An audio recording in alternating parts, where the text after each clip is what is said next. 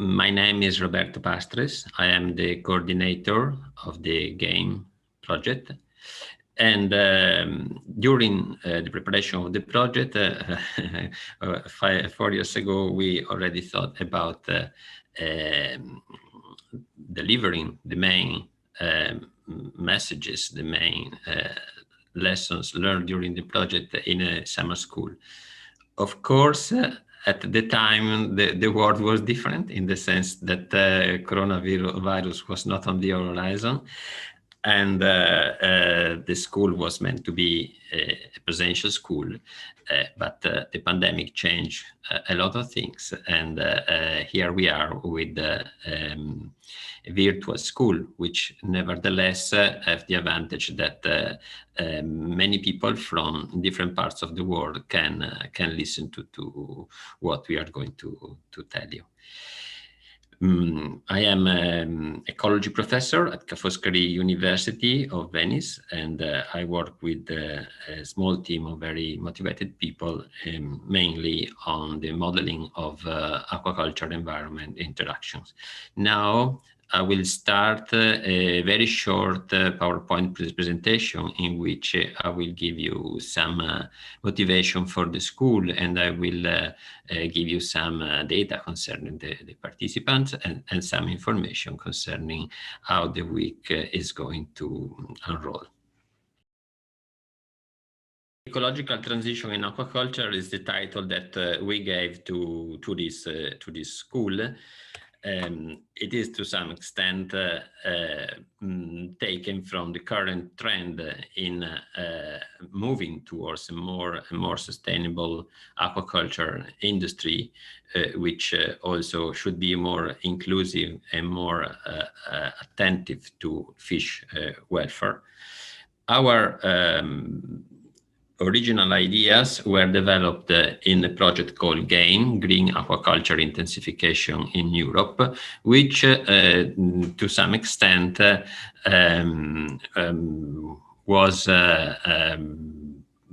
was ahead of time in the sense that we introduced in this project many of the hot issues that are now being investigated also in other projects. The project responded to a call in which we were asked to promote the ecological intensification of aquaculture.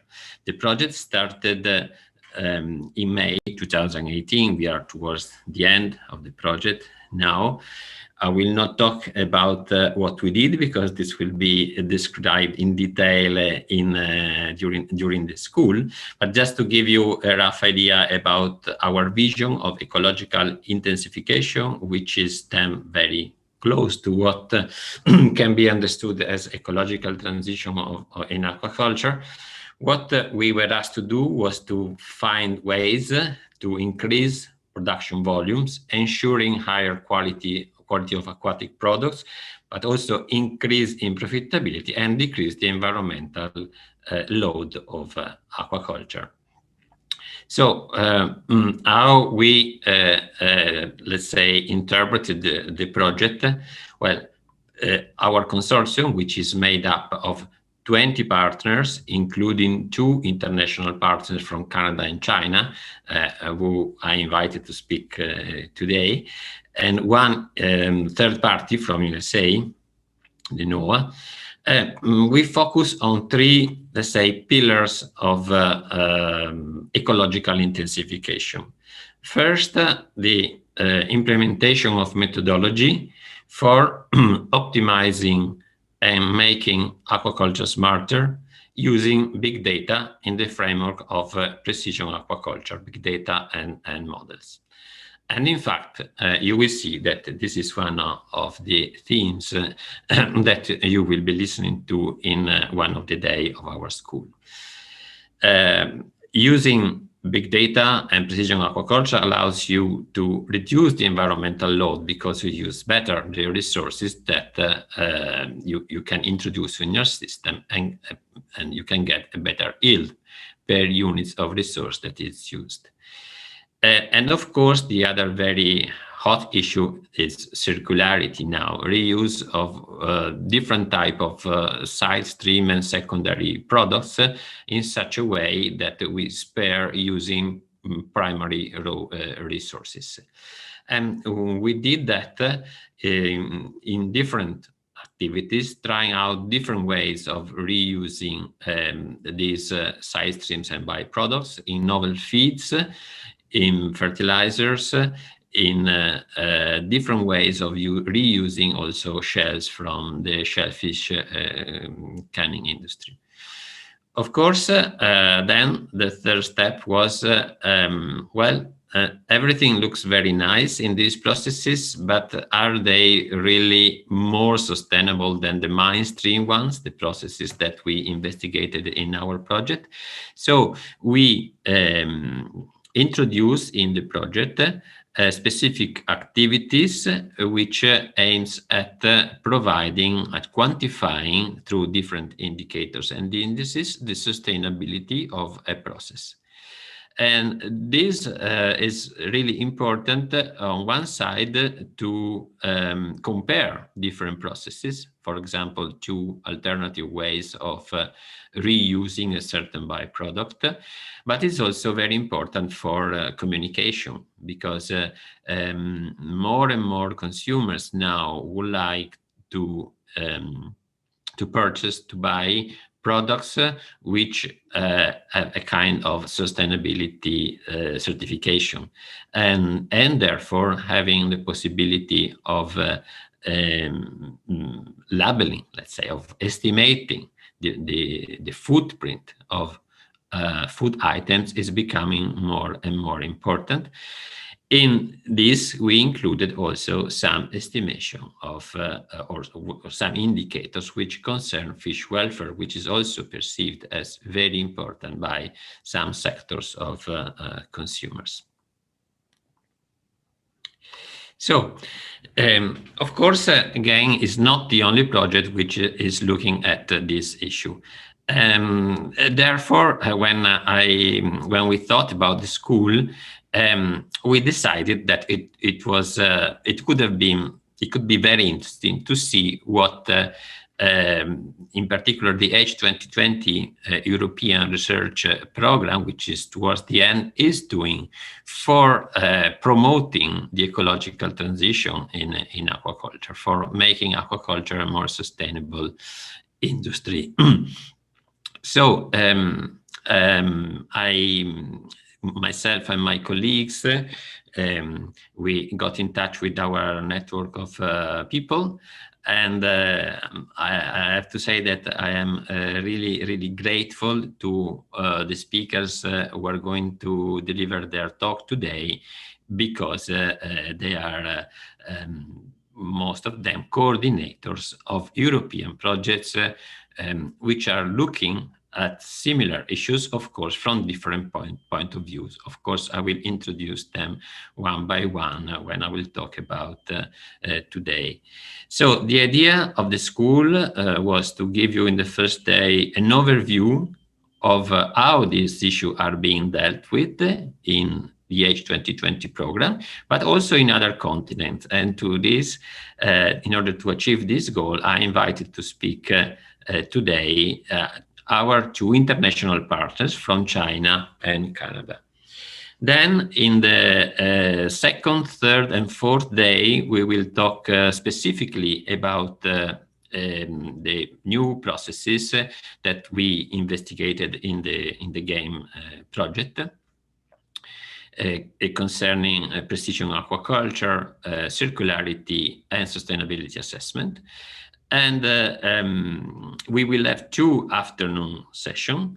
One today, I call it virtual happy hour, because in our mind, this session should have been a session in which we would get together, maybe having some finger food and something like that, and socialize a little bit.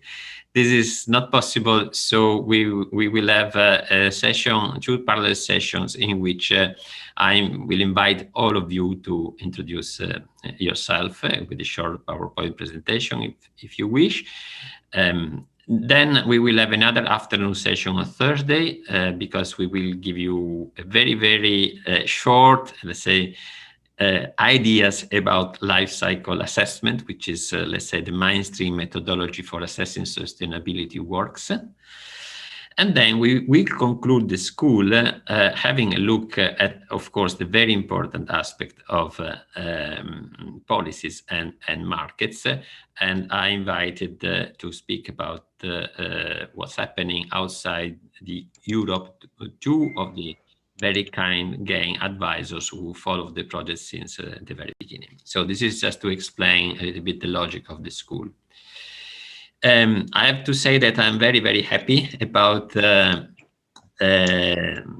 response to our call for participation.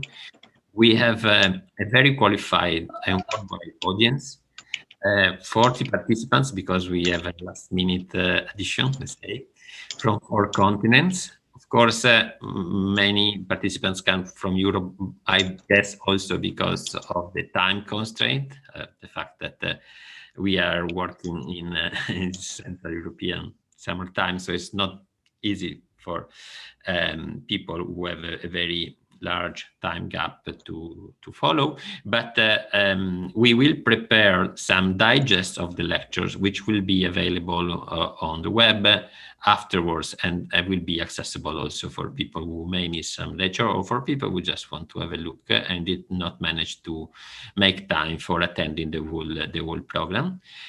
I'm also very happy about the gender balance, nearly 50-50. And this, I think it's a very clear indication that the aquaculture industry can attract very bright and motivated women, which, of course, it is quite promising for the future of this industry.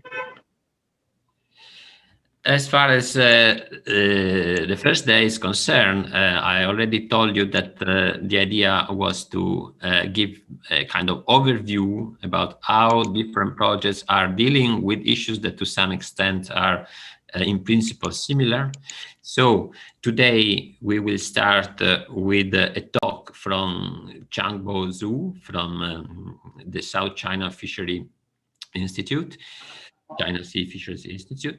Changbo is an international partner of GAIN. We developed some research with him, and he was so kind to be to accept my invitation to give a talk about what's happening in China, in which the aquaculture industry is rapidly evolving to become more sustainable.